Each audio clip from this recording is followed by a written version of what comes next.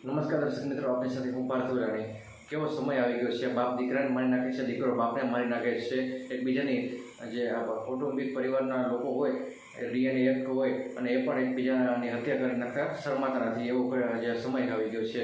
ત્યારે એવો કિસ્સો મોરબી જિલ્લામાં સામે આવ્યો છે। હળવદ તાલુકાના ચરાવડા ગામના જે વતની અને મનોજભાઈ દેવરાજભાઈ સોલંકી, ઉંમર વર્ષ 25 એમની, કે એના બાપે એ જે કામ કરતો ન હોય અને જેના લીધે આ ખાર રાખી અને એની હત્યા કરી નાખી। 2 તારીખ અને 7મો મહિનો અને ગઈકાલે 2025 કે એમની હત્યા કરી નાખી હતી। અને એના બાપ જે દેવરાજભાઈ સોલંકી, કે જેમને પોલીસે કાર્યવાહી હાથ ધરી હતી અને જે ખાસ મૃતકની લાશને પણ સરકારી હોસ્પિટલમાં ખસેડવામાં આવી હતી। અને મિત્રો, કેવો સમય આવી ગયો છે કે બાપ દીકરાની હત્યા કરી નાખે છે, તો આ કેટલા બધા એના આક્રોશ હશે, કેટલો ખાર હશે કે નહીં।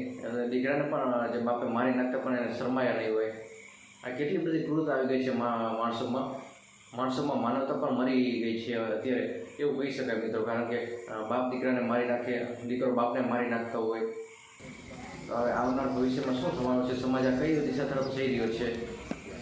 સમાજ દિશા તરફ જઈ રહ્યો છે અને ખાસ આ બધા કિસ્સા જે સમાજમાંથી ઓછું થાય એવી આશા અને અપેક્ષા છે। નમસ્કાર।